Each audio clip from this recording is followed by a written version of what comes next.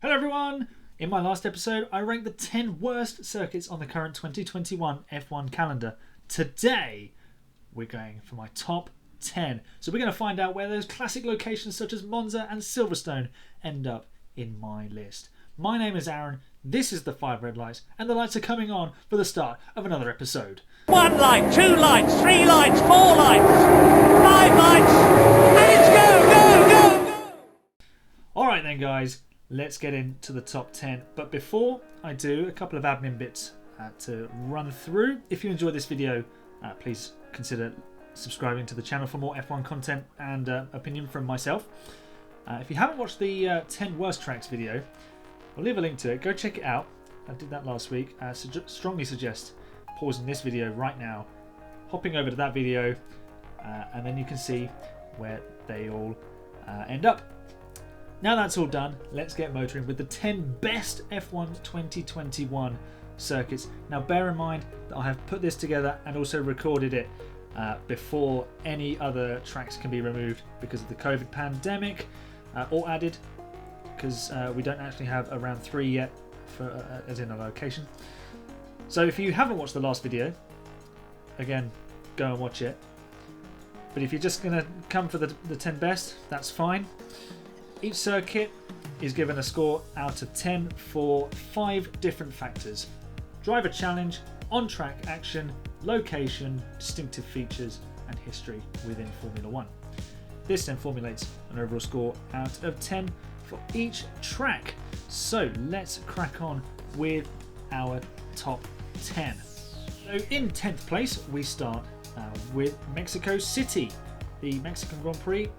So for driver challenge, it scores pretty low. Obviously it returned in 2015, slightly changed from the circuit that we saw that was on the calendar in 1992 when it departed. Without the famous Peraltada corner, they had constructed a baseball stadium on top of it, so it couldn't really be used anymore. So that took away a lot from the challenge of the circuit. It's a fairly simple layout. Can't really get a lot of things wrong, but the middle sector, you need to get a nice flow through there. Can provide a lot of on-track action there because of the long pitch straight, and also the straight into the final sector. Out of the S section, if you've got better tyres or someone makes a mistake, you can get a nice good run on them. But that double DRS zone in the first sector is probably the main opportunity. If you don't get quite close enough down into turns 1, 2, 3, then you get a nice run with DRS down to turn 4.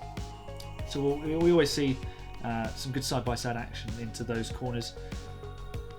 Pretty much though, this track and this race is made by the fans. That final sector, okay, it's a bit Mickey Mouse. It's not brilliant for overtaking and creating action, although Max Verstappen did dive bomb Bottas in 2019. That final sector, location is a 9. For Mexico City, because the fans just create such an atmosphere. They make that race, and it's so passionate, and there's just so much noise every time the cars come through. I mean, should you be able to hear the fans over the engines?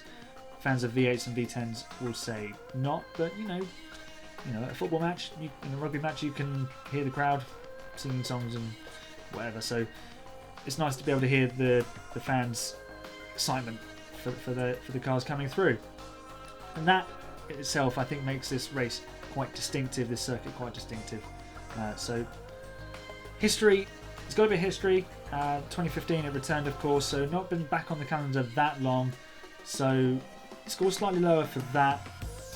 It's got the memories though of that pass by Nigel Mansell on Gerhard Berger. So overall, Mexico scores 5 for driver challenge, 7 for action, 9 for location, 8 for distinctiveness, 6 for history, and overall it is a 7.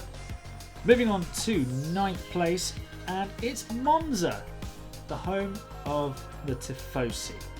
Well, one of the homes of the Tifosi. It's not the most challenging layout of a track because it is lots of fast straights and big braking zones, but it's chicanes. They're not the most difficult corners to get wrong. You've got to pick your braking point well and nail the apex. But it's the speed at which this is done. That said, I still give it just a 4 for driver challenge, because there's a lot more challenging circuits with corners that ask a lot more of the car and of the driver.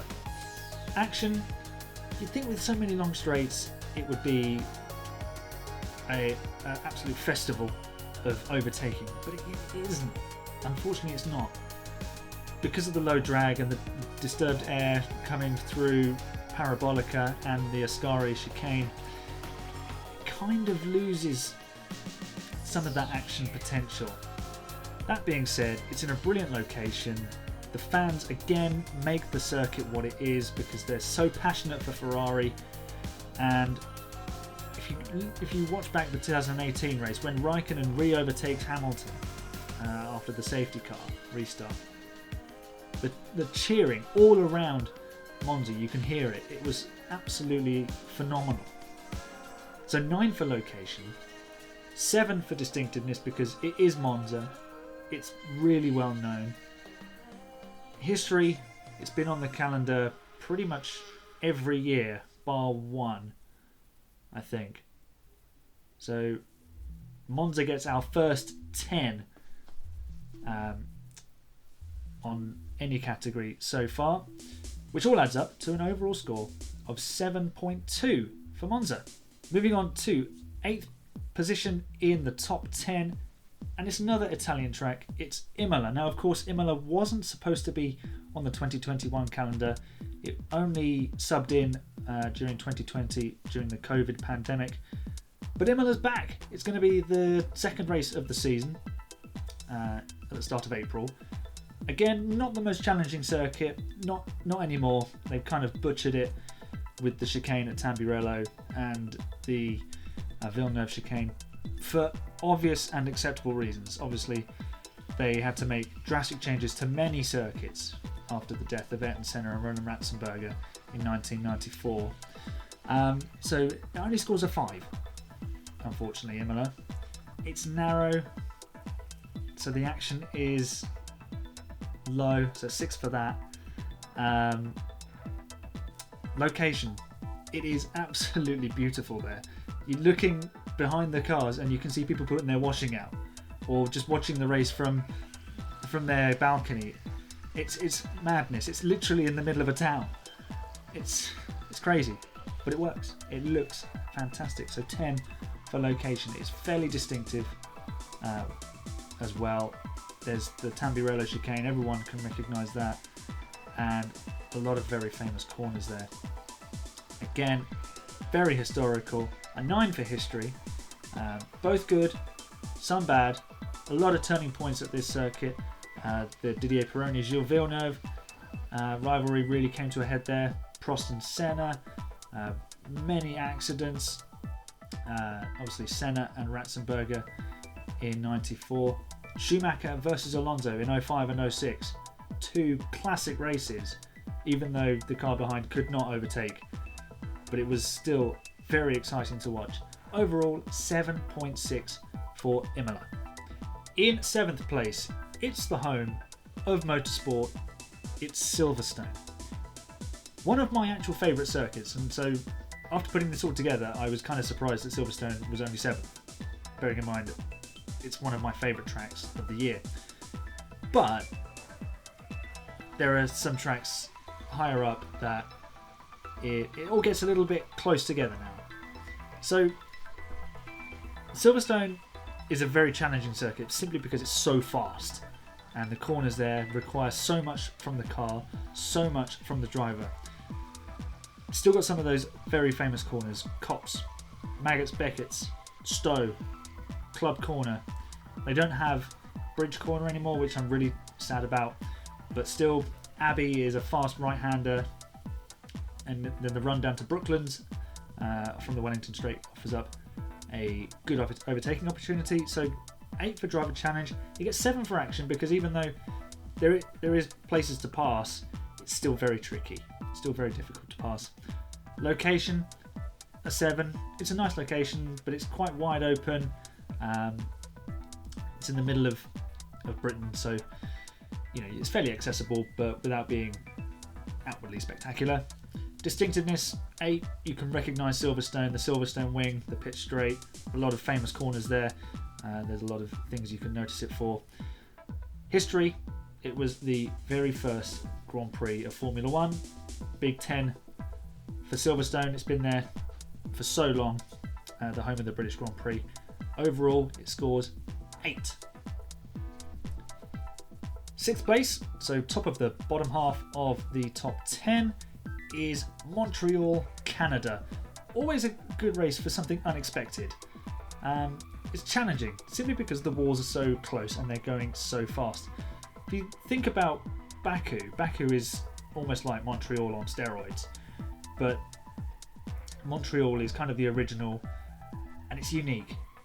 There's nothing else like Montreal really, because you've got the Wall of Champions at the final corner and it's built such a reputation for itself with some very exciting races over the years.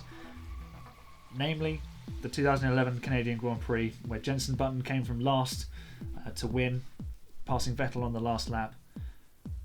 In the wet, it's even more of a challenge because you're driving so quick with such low downforce.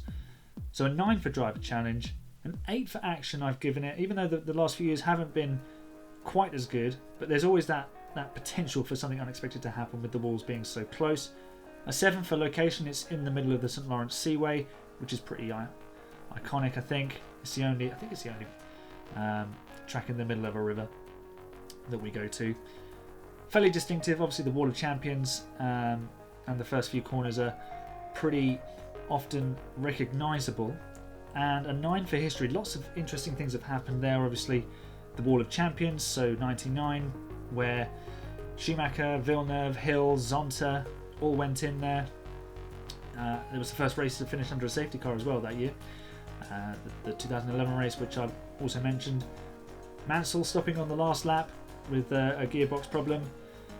Lots of things that happened there. Very well known, a regular on the calendar. Overall, 8 for Montreal. So let's get into the top 5.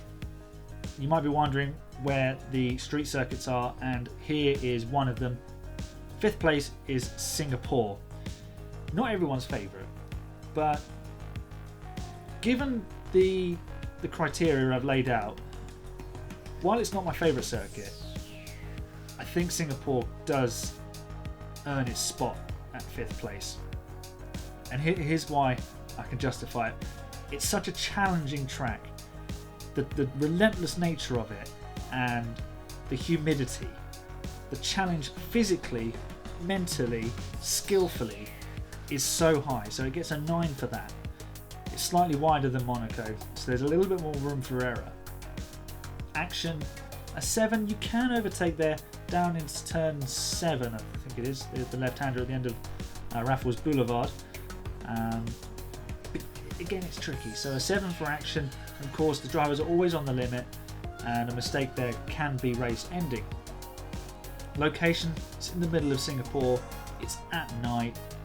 So a 9 for location, an 8 for distinctiveness, because again, at night, and it's in Singapore, and the cars just look magnificent under lights. History, I've given it an 8. There have been some interesting races and some interesting flashpoints. If you think back to its first race, Crashgate, Alonso winning from 15th on a street track. Come on. How did no one smell a rat sooner? Even though it was Alonso. Massa drove off with the fuel hose. Hamilton's had a couple of run-ins with other drivers there. He broke down and then decided to go to Mercedes in 2012. The wet race in 2017 that kind of started the Ferrari meltdown that year. Yeah, lots has happened in Singapore. Overall, it gets an 8.2. Moving on then to 4th place, Monaco. Monaco in 82, all sorts. The best drivers have all come close to or won there. So 8.2, level with Singapore, but it just edges ahead on that drive challenge. Alright, so we have reached the top 3, the podium of the top 10 of our circuits. Now 3rd place is a big fan favourite. I think these are all fan favourites when it's the top 3 for different reasons. Third place is Interlagos, Brazil. So personally, I don't think it's that difficult a track because it's fairly simple.